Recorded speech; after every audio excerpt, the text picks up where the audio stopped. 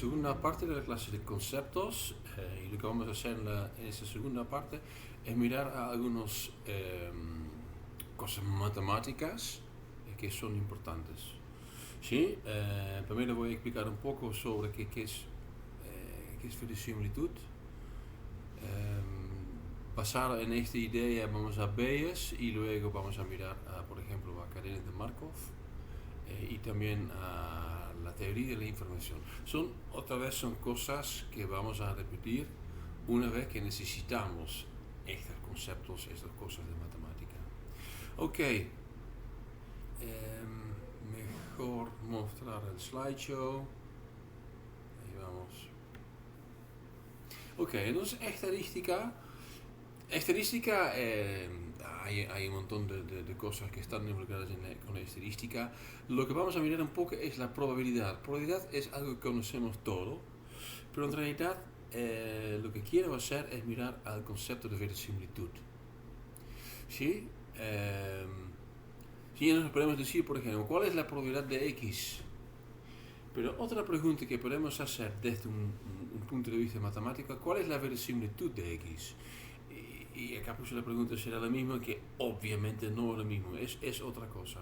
¿Sí? Entonces, si estamos hablando de probabilidad, esto corresponde a que ya tenés un juego de datos. Por ejemplo, vas a tirar dados, ¿sí? Y vas a calcular cuántas veces que tiras, 1, 2, 3, 4, 5, 6. ¿Sí? Y basado en estos datos, vas a decir, bueno, la probabilidad que voy a tirar un 2 es, bueno, si todo está bien, 1 sobre 6. ¿Sí? Bueno, eso significa que basado en este juego, probabilidad es algo que es exclusivo. ¿Sí? Y suma 1. Puedes dibujar la distribución, pero va a ser algo como acá. Clic en el mouse, ¿sí? Algo como este, así va a aparecer. Donde la verosimilitud, con la verosimilitud vos tenés un modelo o una hipótesis. Y el modelo, ¿qué es? Bueno, es una descripción de algo. Y nosotros lo vamos a usar más que nada cuando tenemos un alineamiento de múltiples secuencias y vamos a generar un árbol. Y tratamos de buscar el árbol lo más verosímil. ¿Sí?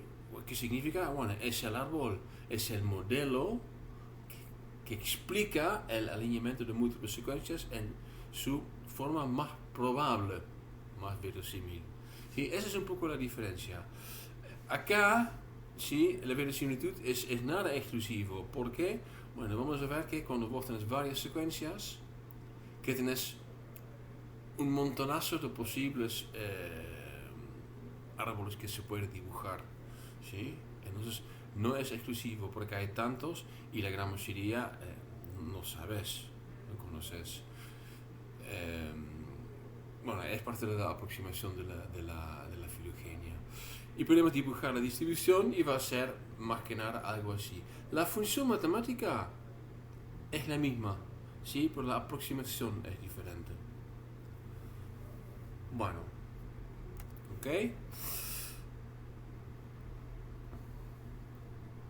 Probabilidad mide qué tan probable es un resultado particular dado un modelo o un conjunto de parámetros conocidos. ¿Sí? Bueno, entonces acá lo que tenemos es otra cosa, es Px. Y tenemos un símbolo y otro símbolo. Eso significa Px dado este otro símbolo. Este representa la probabilidad que ocurre un dato X dado un conjunto de parámetros, no sé cómo se pronuncia ese símbolo. La probabilidad que sigue la dirección directa de la inferencia. Ejemplo, si asumimos que una moneda es justa, que tenemos una chance de 0.5, la probabilidad de obtener cara en un lanzamiento es de 0.5. Bueno, la verosimilitud mide que también un conjunto de parámetros explica los datos. Y eso es exactamente lo que vamos a hacer con la filogenia. Bueno, es difícil, es abstracto. Un ejemplo, si lanzamos una moneda 10 veces y obtenemos 7 veces caras, nos podemos preguntar qué valor de sigma, la probabilidad de obtener cara, explica mejor estos datos. ¿Sí? Esa es la pregunta que hacemos con verosimilitud. La función de verosimilitud nos ayuda a estimar el modelo. parámetros. Bien, ese viene con un problema y ese problema no es tan obvio. El problema es que entonces vamos a trabajar con modelos, con hipótesis, y ese es justamente el problema, es que depende de las hipótesis. Podemos calcular la proporción de, por ejemplo, acá está abajo indicado con una zona en azul y otra en roja. Si la proporción de, por ejemplo, lo que tenemos entre 0,7 y 0,5 y 0,7 y 1, ¿sí? Bueno, ese será el Bayes factor. Ese ya es algo que te genera mayor información, porque solamente decir, bueno, ¿cuál es la verosimilitud que tengo, que me encuentro entre 0,5 y 0,7? Eso no significa tanto, porque, bueno, como con otras cosas en la bioinformática, porque no tenés referencia. Y cuando calculamos lo que se llama el Bayes factor, que es la proporción entre dos verosimilitudes, ya tenés una idea si tu verosimilitud es alta o no. ¿Sí? El factor de Bayes es la proporción de verosimilitudes de dos hipótesis en competencia. Indica si la mejor hipótesis, supongamos que empezaste con la mejor, está mucho mejor o si no está mucho mejor. Entonces este corresponde un poco a la idea de confianza.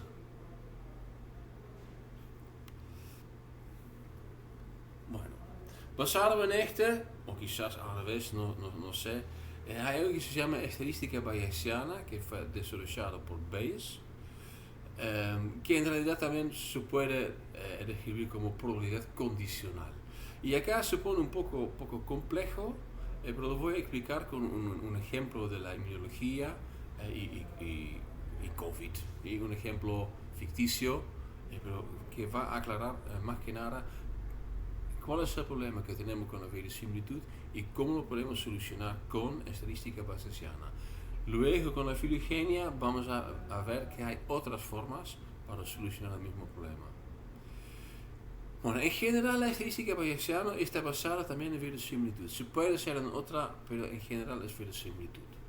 Pero también es un poco diferente y tiene que ver con un concepto bastante conocido, supongo, que se llama la falacia del fiscal.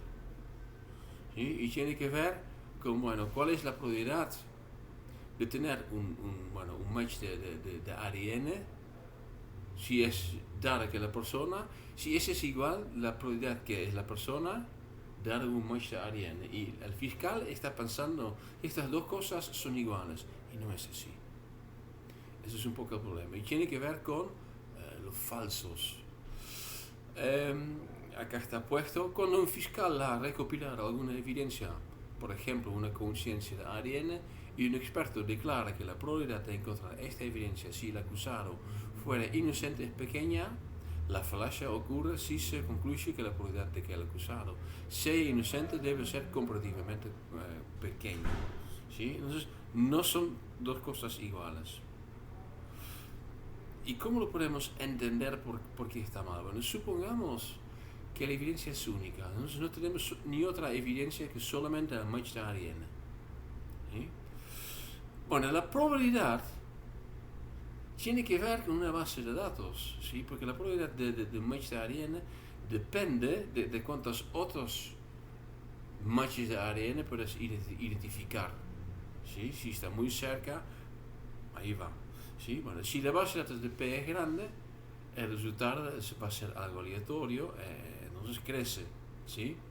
Bueno, la probabilidad podría ser el resultado del evento aleatorio. Es otra cosa con esta evidencia hay algo adicional, dado que P aleatoria es más pequeña. ¿Sí? Bueno, de aquí podemos decir que, por ejemplo, la P de una huella dada a la persona X no es igual a la probabilidad de persona dada la huella. Si este no lo entendés, no es muy importante. Es algo bastante abstracto. Vamos un poco a la matemática, que es simple, y vamos a mirar a un ejemplo que es más simple. Bueno, acá tenemos la probabilidad de la matemática, perdón. La probabilidad de A dado B es igual a la probabilidad de A y B dividido por la probabilidad de B. Y eso se puede entender con este esquema de Venn, donde tenemos un cierto área que corresponde a A, tenemos un cierto área que corresponde a B, solapan, y aquí tenemos AB. Podemos calcular PA, PB y PAB. Bueno, PAB, PA dado B. ¿Qué será PA dado B? Bueno, esto obviamente depende de AB y obviamente también depende de B. Y de aquí esa fórmula, PA dado B es igual a P A y B dividido por PB. Bueno, en la misma forma nos lo podemos transferir. ¿Sí? Es decir, hacemos los cambios matemáticos que resulta en 2-3 pasos en que tenemos el opuesto, que es P B dado A es igual a P A dado B más PB dividido por PA, perdón. Y este se llama la hipótesis de Bayes. Matemática simple. Bueno, vamos con el ejemplo de COVID, ¿sí? Entonces estamos arrancando, estamos en pleno de la pandemia de COVID. ¿Y qué es lo que usamos? Usamos el ensayo de PCR y, por ejemplo, el ensayo diapositivo. Y sabemos que el ensayo tiene un falso positivo por 1000 ensayos. ¿Sí? Es sencillamente un número para este ejemplo. Lo que pasa típicamente es que el médico le dice al paciente que tiene una probabilidad de 99.9% de tener COVID. Y la pregunta es si es correcto.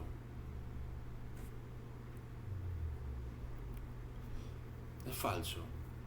Y vamos al teorema de Bayes. ¿Sí? Acá está puesto al revés, P A dado B, pero no importa, por todo lo más es lo mismo. ¿Qué significan todas estas probabilidades? Tenemos P A dado B. Eso significa la probabilidad de ser positivo, de realmente tener COVID, si se obtiene un resultado positivo. Ok, entonces de aquí la PA es la probabilidad de ser positivo y PB es la probabilidad de tener un resultado positivo. Y luego también podemos definir PB dado A es la probabilidad de obtener un resultado si sos positivo. Y acá directamente tenemos que pensar en falsos negativos, ¿sí? Porque la probabilidad de obtener un resultado si tenés un ensayo positivo, de obtener un resultado positivo si sos positivo. Esto indica que puede tener falsos negativos. En este ejemplo no hay, es sencillamente para simplificar un poco la explicación, el ejemplo del teorema de Bayes. Bueno, entonces no hay falsos negativos, por lo cual PB dado A es igual a 1. Y ahora vamos a mirar a dos poblaciones anidadas. ¿Cuáles son? Bueno, la población 1 que es completo, que es, por ejemplo, en algún momento, al inicio de la pandemia, era 1 en 10.000 que realmente es positivo. Y la población en la gran capital era 1 en 500 que es positivo. Y arrancó la pandemia en Argentina. Bueno, entonces podemos sencillamente calcular según una Bayes del teorema de Bayes la probabilidad para la población 1. ¿Cómo es? Bueno, PAB es 1 porque es 1. 1 viene de PB dado A, que es 1. ¿Por qué? Porque no hay falsos negativos. Y luego es 0.001, que es 0.001, es PA, probabilidad de ser positivo. ¿Sí? ¿Por qué? Porque 1 en 10.000 es positivo. Y PB, por la cual lo tenemos que dividir, es la probabilidad de tener un resultado positivo. Ahí está el truco. Por eso tenemos un número de falsos positivos que es relativamente alto, que es 1 en 1000. Significa que ahora va a ser 0.0011 en lugar de 0.001. ¿Sí? Entonces es 1 por 10.000 más 1 por 1000. Bueno, este lo podemos calcular y genera el número de 0.091. Si estás viviendo en el área metropolitana, 1 en 500 es positivo, por lo cual es 1 multiplicado por 0.002 dividido por 0.003 es igual a 0.67. Y entonces son dos números diferentes, dos probabilidades diferentes que obviamente dependen claramente de la relación entre los positivos y los falsos positivos, que tiene sentido, ¿sí? Intuitivamente. Lo que quizás no es tan intuitivo es exactamente el teorema. Quizás lo más sorprendente para el médico es que ambas poblaciones tienen menor probabilidad, ¿sí? Y ese también es lógico porque tenemos falsos positivos y ese falso positivo no lo estamos pensando. Bueno, lo más... bueno, ok. Es un ejemplo exagerado, sí, con una alta tasa de falsos positivos y sin negativos para simplificar. ¿Sí? Solamente es para mostrar. Luego vamos a usar este tipo de estadística para hacer filogenia, que es un tema importante y difícil, pero también interesante. Bien, ok. ¿Cuál es el concepto? Bueno, estadística clásica corresponde a una serie de eventos, experimentos, ¿sí? Tirar una manera, calcular la probabilidad. Verosimilitud reemplaza la probabilidad cuando trata de un modelo, que es algo que nos gusta en la ciencia, ¿sí? Y la bayesiana corresponde conceptualmente a confianza, ¿sí? Entonces no solamente tenemos un modelo y no solamente conocemos la probabilidad, también sabemos cuál es la confianza que tenemos. Bueno, esa es la diferencia conceptualmente y lo que es importante en su aplicación.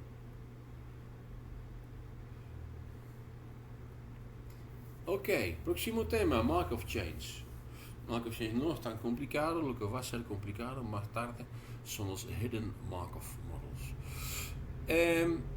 Bueno, sí está un poco seco, sí, entonces acá tengo una definición en matemáticas.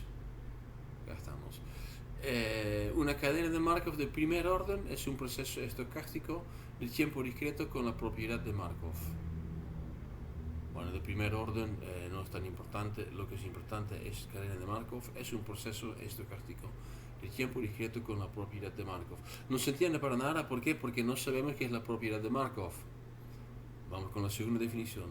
La propiedad de Markov significa que dada la situación actual, los futuros estados son independientes de los estados pasados. Entonces, como es quizás lo más fácil con un ejemplo, un juego, ¿sí? Como por ejemplo Monopoly, y te encontrás en alguna posición en el juego, por ejemplo en el inicio, ¿sí? Y dónde vas a estar en el próximo turno, eso solamente depende de qué te vas a tirar con los dados. No depende en tu posición anterior. Por eso también estaba indicado como primer orden. Bueno, entonces te vas a tirar dados 7, ¿sí? Vas a posición 7. Ahora cambio tu posición, pero para la próxima, otra vez, no depende de que antes estabas en el inicio. Depende solamente de dónde te encontrás en este momento. Y que de aquí podemos generar cadenas, ¿sí? La cadena como estamos jugando por el juego. Bueno, eso también, por ejemplo, se puede usar para la predicción del clima. Bueno, el truco está en la combinación de las palabras condicionalmente independiente. Y entonces no es que es totalmente independiente. Es independiente porque tenemos esta condición que nos fijamos nuestra posición cada turno. Pero esta posición dependería de otra posición. Pero ahora que estamos ahí, tenemos una condición que no depende más para la próxima. Condicionalmente independiente. Bueno, eso lo podemos usar para generar cadenas. Vamos, por ejemplo, pronóstico de clima. Supongamos que tenemos un día de sol y desde datos estadísticos sabemos, bueno, de aquí, si hoy tenemos sol, tenemos un 90% de probabilidad que mañana también va a ser un día con sol. Por otro lado, si llueve, tenemos un 50% de probabilidad que el próximo día también va a ser con lluvia y, por ejemplo, 50% de sol. Bueno, este es algo que podemos poner en una matriz, ¿sí? Entonces es 0901, 0505. Bueno, eso lo vamos a aplicar con matemática de matrices y lo que vamos a poner también es la situación inicial que lo aclaramos con el vector pi. Por ejemplo, todo el día sol, nada de lluvia, significa que tenemos 1, 0. Bueno, así lo vamos a multiplicar y hacemos la pregunta, ¿qué va a ser el clima pasado mañana, no mañana? Bueno, para hacer generamos un Markov chain. Primeramente calculamos el clima para mañana y el clima de mañana pasado, ¿sí? Bueno, x2 es 0,9 sol más 0,1 lluvia, que podemos poner otra vez en un vector inicial, o en pi2 si querés. x3 de aquí es 0,9 por, bueno, la parte de sol y 0,1 por la parte de lluvia, que genera 0,86, 0,14. x4, x5, este será un Markov chain. Bueno, es una forma de aplicar cosas probabilísticas. Este es un Markov model, ¿sí? ¿Y cómo lo tenemos que entender? Tenemos dos estados y se puede cambiar de estado, pero también se puede mantener en el estado generando un Markov chain, ¿sí? Bueno, el truco de estas cosas es que estos modelos se pueden poner mucho más complejos, podemos poner mucho más estados, por lo cual podemos incluir muchas más fuentes de información probabilística. Bueno, más cosas de este vamos a explicar cuando empezamos con la teoría de cómo funciona Hammer. Vamos al último, la teoría de la información. La teoría de la información es una teoría generada por Claude Shannon en el año 1948 en soporte de mantener la información o de manejar la información que mandaron por las líneas telefónicas en este momento. Y resultó en bits, ¿sí? Los famosos bits de la compu. Y vamos a ver que también son muy importantes en la biología computacional. Y tiene que ver con dos cosas: incertidumbre, que es algo que se entiende más o menos, e información. Donde información, vamos a dar una clase dedicada a información, es algo raro. Pero lo vamos a acá definir en su forma matemática. Son términos técnicos que describen cualquier proceso que selecciona uno o varios objetos de un conjunto de objetos. Bueno, supongamos que tenemos un generador de secuencias nucleótidas aleatorias. Tenemos una incertidumbre sobre cuál será el próximo nucleótido. Entonces no tenemos nada todavía. ¿Qué va a ser? A, C, T o G. Bueno, generamos. Si el generador genera, por ejemplo, una A, ganamos información. Por lo cual, tenemos menos incertidumbre. Y que de aquí, la definición matemática de información es una disminución de incertidumbre. Bueno, este creo que se puede entender bastante fácil e intuitivamente. Bueno, y eso lo vamos a realmente usar para calcular. Bueno, entonces tenemos este generador, tenemos una incertidumbre de 4 símbolos y ahora vamos a combinar este con otro generador 1 o 2. Y acá lo que tenemos es una incertidumbre de 2 símbolos. ¿Y qué pasa si vamos a combinar? Bueno, tenemos A1, A2, T1, T2, etcétera, etcétera. Entonces hay 8 combinaciones. Entonces es por multiplicación. Y acá hay algo raro. Porque se entiende, ¿sí? Es obvio, es 2 por 4, es 8, no sé qué problema hay. El problema es que no corresponde a nuestra intuición. ¿Sí? Porque si tienes una cierta cantidad de información y vas a tener otra información, se suma. No es una probabilidad que se multiplica, se suma. Entonces hay algo raro. Bueno, eso es lo que usó Claude Shannon para generar su teoría. Bueno, lo que podemos hacer es usar una transformación matemática que resulta en que podemos multiplicar en lugar de sumar. Eso sencillamente es el logaritmo. ¿Y por qué? Porque los 4 más los 2 es igual a los 8. Es matemática, es una transformación, es nada más. Bueno, en general se usa la base de 2, por lo cual log 2 de 4 es igual de 2. De aquí tenemos los bits. Bueno, con el alfabeto de Ariane, donde tenemos 4 símbolos, realmente puedes tener un contenido de información de 2. Bueno, ahora vamos a volver al penúltimo año del secundario, logaritmos. Log 2, o log m, es igual a menos log m hasta el poder menos 1. Es regla, es definición, se explica en matemáticas. Por lo cual, log m es igual a menos log 1 dividido por m. Bueno, ¿qué es 1m? M es el tamaño del alfabeto. ¿Sí? Entonces, por lo cual podemos decir, bueno, P es 1 dividido por el tamaño del alfabeto. Por lo cual, log m es menos log P. Donde P es la probabilidad que aparece un símbolo. Bueno, ¿y cómo funciona? Bueno, si eso lo vamos a sumar, ¿sí? Desde I es 1 a M, eso significa que vamos a pasar por todo el alfabeto, en nuestro caso de 4 símbolos, obviamente debería corresponder a 1. Recuerden esto. Bueno, ahora vamos a definir algo nuevo, que es el UI, es menos log PI. I corresponde a un símbolo.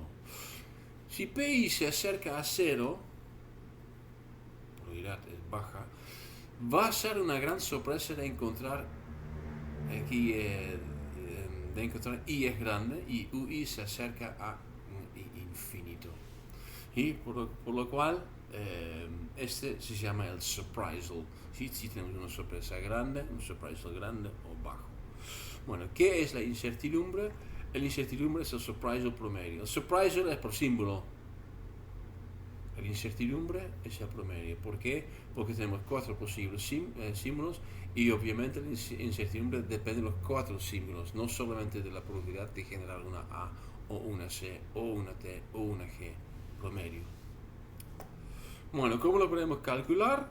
Bueno, ahora vamos a introducir otra cosa. Tenemos una cadena string de tamaño n y alfabeto tamaño m. En nuestro caso, Ariane M4 y por ejemplo el tamaño n va a ser 7. ¿Sí? Bueno, el símbolo i aparece ni veces en el string. Y vamos a iterar sobre el alfabeto desde el primer símbolo al último. Y el tamaño del string está dado por n. Es igual sobre, es n, bueno, i hasta m, ni. Bueno, hay ni instancias con surprisal i. Entonces hay 7 instancias. ¿Sí? Entonces ni, ¿sí? Hay ni instancias con surprisal i. Claro. ¿Sí? Y el surprisal promedio de aquí es, ahí está. Entonces vamos a multiplicar este por el surprisal y vamos a dividirlo por ni. ¿Por qué? Porque pi es igual a ni dividido por ni. Entonces este lo podemos simplificar. ¿Por qué? El tamaño del string está dado por n es la suma desde 1 a m sobre ni. Ese lo ponemos en esta fórmula y simplificamos esa fórmula a esta. Bueno, ahí vamos a incluir otra vez el surprisal y el cálculo de la página anterior y este resulta en ni dividido por n y tenemos la incertidumbre de Shannon según esta fórmula. Bueno, seguramente que se perdieron en algún lugar, no es importante, lo pueden mirar de nuevo, lo vamos a mirar de nuevo cuando empezamos, que es más o menos la última clase, usar información. Lo que sí quiero hacer por último es dar un ejemplo para que entiendan mejor lo que está pasando. Bueno, la información máxima es el log 2 de m, el tamaño del alfabeto. Entonces, si estamos hablando de Ariane, es el log de 4 es igual a 2. Si estamos hablando del log de 20, es 4.32. Para saber, es un cálculo simple. Bueno, UI es el log PI y a la incertidumbre acá tenemos otra vez la fórmula. ¿Qué tenemos acá? Acá puse un screenshot de un Excel que generó para mostrar y lo que tenemos acá en realidad, esta parte, eso es un alineamiento de múltiples secuencias cortas, ¿sí? de 7 símbolos. La primera secuencia solo G, la segunda, la tercera solo G, la cuarta tiene algunos A, etcétera, etcétera. Y se encuentran alineados y esta alineación se puede ver en las celdas de cada Excel. G, G, G, G, G, etcétera, etcétera. Acá la 3, A, etcétera. Bueno, lo que puse acá como cálculo, sencillamente generarme la probabilidad de tener G. Bueno, hay 3 de los 8, por lo cual es 0.375. Bueno, así, en esta parte, calculé todas las probabilidades para todas las columnas. El string es este ahora, ¿sí? No este, el string es este. Bien, bueno, basado en también lo que podemos calcular es el surprisal. ¿Por qué? Porque está definido como el valor logarítmico de P. Bueno, el valor logarítmico acá lo puse acá. UG es 1.4, UA es 2, etcétera, etcétera. Bueno. Y al final, o casi al final, y ahí está el truco, calculamos la incertidumbre que es PI, que tenemos acá los valores, multiplicado por UI, que tenemos también acá los valores. ¿Qué significa que acá la incertidumbre es 1.9? ¿Sí? Entonces es la suma de la multiplicación de y etcétera, etcétera. Significa, acá tenemos una alta incertidumbre. ¿Corresponde? Sí, porque en esta columna tenemos mucha posibilidad a G, bastante probabilidad a A y T y algo de probabilidad a C. Entonces en realidad no tengo mucho conocimiento, me falta información.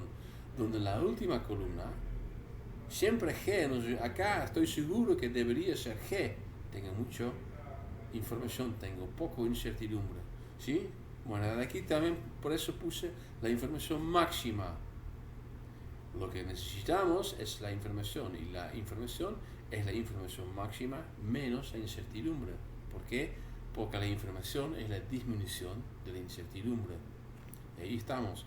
Y ese genera, ahí se está puesto abajo, los famosos sequence logos. Esa es su aplicación en la biología computacional, en general dedicado a secuencias. Bueno, eso lo vamos a hacer de nuevo y vamos a ampliar, por ejemplo, con algo que es bastante impactante, que es la información mutua. Bueno, eso es todo.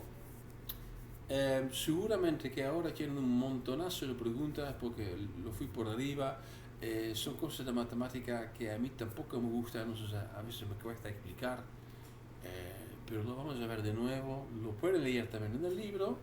En el libro obviamente está escrito con más tiempo.